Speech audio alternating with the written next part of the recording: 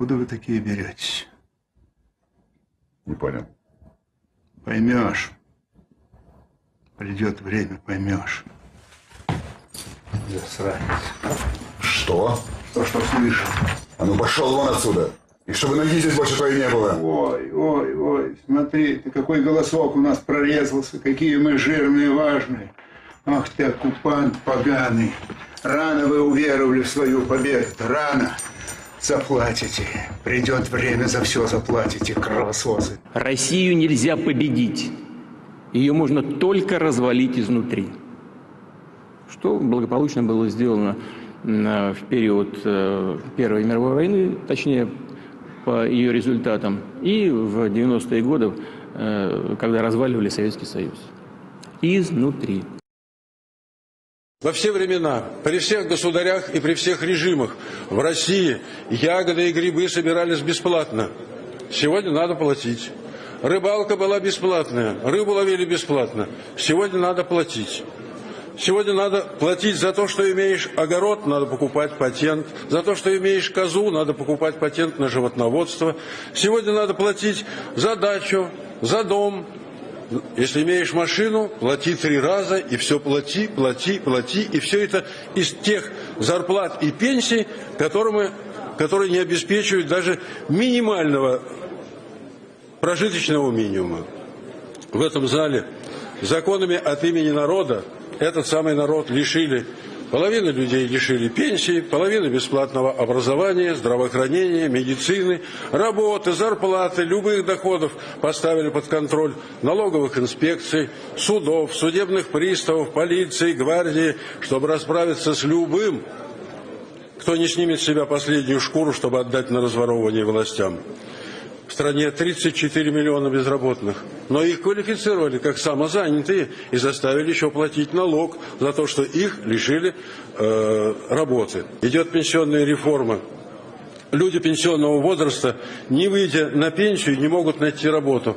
Сегодня моложе 25 лет уже не берут на работу, потому что неопытный, а старше 40 лет не берут, потому что уже старый. Фактически в нашем государстве человеку отводится 15 лет нормальной жизни, а все остальное – это выживание. Разве это правильно? Изнутри. То, что большое количество людей в Украине не признает эти реформы как свои, направленные для их же блага, по нашему мнению, происходит из-за того, что люди в силу инерционности своего мышления продолжают отождествлять Украину сегодняшнюю с Украиной советской в части социальных обязательств перед народом. Нужно понять, что Украина советская, Украина сегодняшняя – это разные страны. И переносить тот поколенческий опыт, когда государство в обмен на труд людей обустраивало их жизнь, не стоит. Дело в том, что сегодня наша страна принадлежит узкому группу лиц, миллиардеров и мультимиллионеров. Причем все они находятся у власти, либо контролируют власть, являются ее составной частью. И не имеют никакого отношения к народу. Начиная с того, что если мы возьмем Конституцию 1978 года УССР, там было написано, что Украина общенародное государство. В нашей Конституции такого нет. С какой стати собственники нашей страны должны брать на себя социальные обязательства по содержанию миллионов людей, которые не приносят им прибыли, либо не являются для них источником, либо не являются их охраной, либо не является для них источником удовольствия. Но с какой стати владельцы нашей страны будут заботиться о 14 миллионах пенсионеров, о каких-то детях, о каких-то многодетных? Про инвалидов я вообще не говорю. Когда наша страна в виде заводов, фабрик, инфраструктурных объектов, ГОКов, это горно-обогатительные комбинаты, нефтеперегонных заводов, карьеров, шахт, досталось несколько сот семьи в нашей стране, вместе с этим по казусу судьбы, вместе с этим им досталось и население. Но ни один же никогда, ни один владелец страны не претендовал на это население. Они его не просили. И сегодня основная задача стоит в том, чтобы быстро и, самое главное, эффективно, как можно дешевле, избавиться от всего этого, от всего того, что находится в зоне умирания. Почему мы говорим быстро и эффективно? Потому что прежде всего все эти люди, которые требуют к себе социального отношения со стороны государства, они проедают ресурсы, ежедневно проедают ресурсы.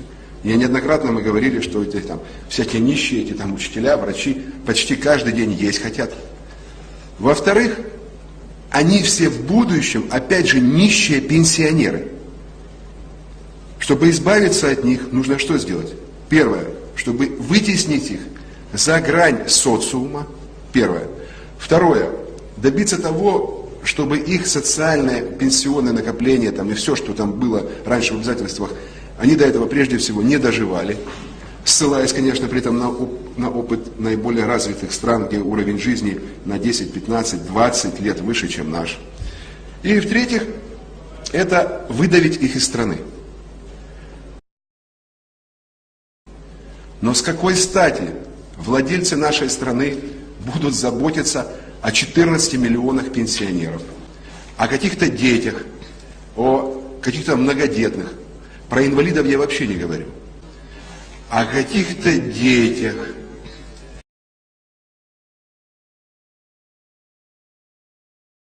Расходы, касающиеся образовательной деятельности, это приобретение учебно-наглядных пособий, это какие-то методические пособия, это интерактивные доски, это все, что касается именно непосредственно с обучением ребенка. Да? Все, что касается туалетной бумаги, это уже условия. То есть как бы нормально, что родители платят, да, за мыло? Кроме того, законодательство предусматривает внебюджетные источники финансирования образовательного учреждения, в том числе добровольные родительские пожертвования. И здесь школа уже сама должна принимать решения по приоритетам, что необходимо сегодня приобретать за счет бюджета, что за счет субвенции края, и что необходимо или есть возможность у родителей поддержать образовательное учреждение. Для понимания, у города вот на мыло, получается, нет денег? Нет, у города есть и на мыло деньги. То есть это тоже финансирование выделяется на каждое образовательное учреждение. Оно выделяется в общем объеме, а уже образовательное учреждение самостоятельно распределяет, согласно плану финансово-хозяйственной деятельности, приоритетное направление. Поэтому, если образовательное учреждение, опять же, совместно с родительским комитетом приняло решение, что родительский комитет возьмет на себя и родители вот такую-то часть финансирования, а что-то будет, наоборот, приобретено за счет средств бюджета, это право образовательного учреждения. Мы все учились в Советском Союзе, да? Тогда мы ни на что не сдавали, да, денег? Ни на мыло, ни на ремонты, ни на туалетную бумагу, ни в фонд школы, да? Как правило, это все обязательно же у нас, да? Хоть там и говорят, что сколько хочешь, можешь не платить, но все это фактически обязательно. И каждый месяц установленную сумму все сдают. Могут ли родители, на ваш взгляд, влиять на жизнь школы? Я бы сказала, должны влиять на жизнь школы. ЮНИСЕФские разрабатывал для школьников всей России. Лобби было мощным. Вот тогда и приезжали представители ООН, ЮНИСЕФ, и они все время гнали. Нас собирали на совещание всевозможное и говорили: запретите учителям дополнительные задания. Вы знаете, что такое советский учитель? Детки, кто не понял? Так.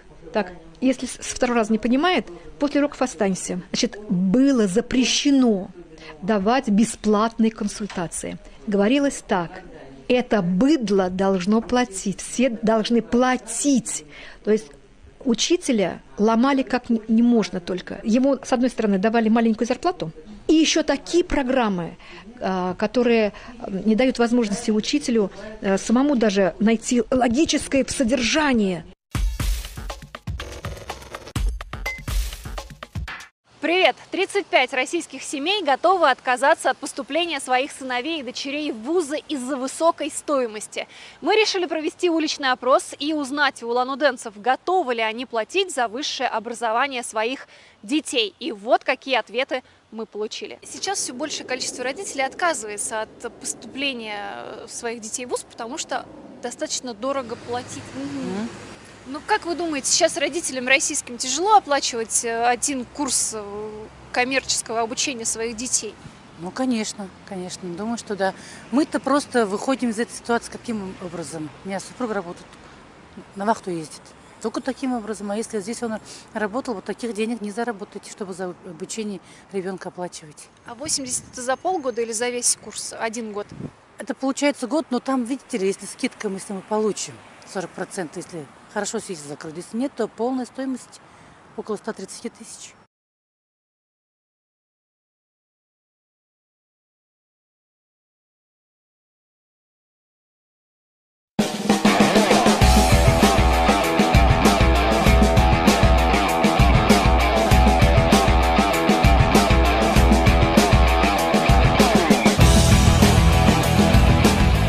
Меня зовут Лера, я из Одессы. Я сама из Кременчуга. Я с Луганской области.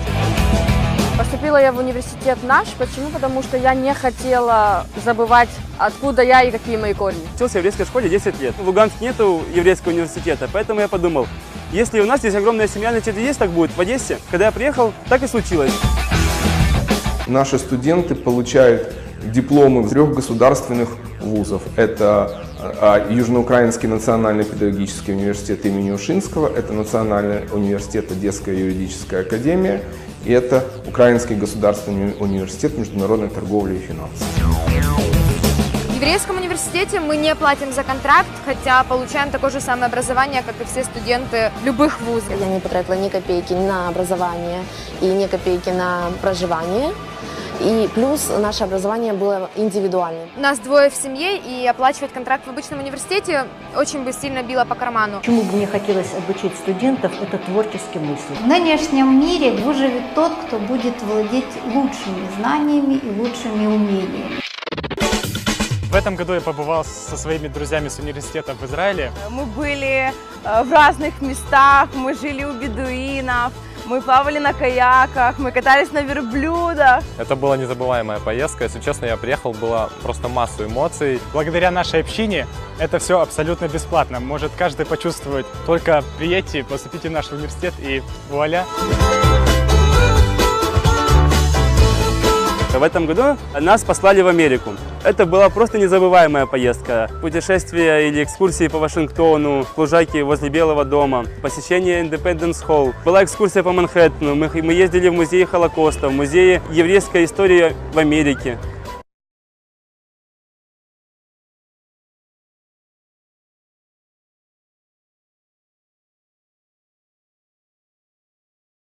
Петербургская школа «Любавич» создана для тех детей, которые любят учиться. Школьная программа совмещает углубленное изучение еврейской традиции, национальной культуры и общеобразовательную программу государственного образца. Школа «Любавич» — это школа полного дня. С понедельника по четверг дети находятся в школе с утра и до вечера, в пятницу — до обеда. В первой половине дня традиционные занятия, во второй — общеобразовательные предметы, самостоятельные занятия, встречи с умными и интересными людьми, экскурсии, конкурсы и еще много всего интересного. Отделение для мальчиков школы «Любавич» в общине называют «Ешива Ктана». Ешива – принятое в еврейской традиции название учебного заведения. В школу принимают детей от 6 до 15 лет. Ученикам, находящимся в школе полную неделю, предоставляется полное содержание. 6-разовое питание, фрукты, соки круглый год, комфортабельное общежитие. В школе царит атмосфера мира, любви, понимания и доброжелательности. Ученики максимально ограждены от проблем улицы. Есть большие планы на будущее, которые при поддержке общины и благотворителей непременно будут реализованы. Успешные ученики награждаются денежными грантами, а наиболее отличившиеся премируются поездкой в Нью-Йорк, Истон-Парквей, место работы и пребывания последнего любавического рэбе Менахем Мендела Шнейрсона. Учебная программа школы «Любавич» гармонично сочетает еврейское воспитание и качественное современное среднее образование. По окончании выпускники получают аттестат государственного образца и получают возможность продолжить образование в вузах США, Израиля и России.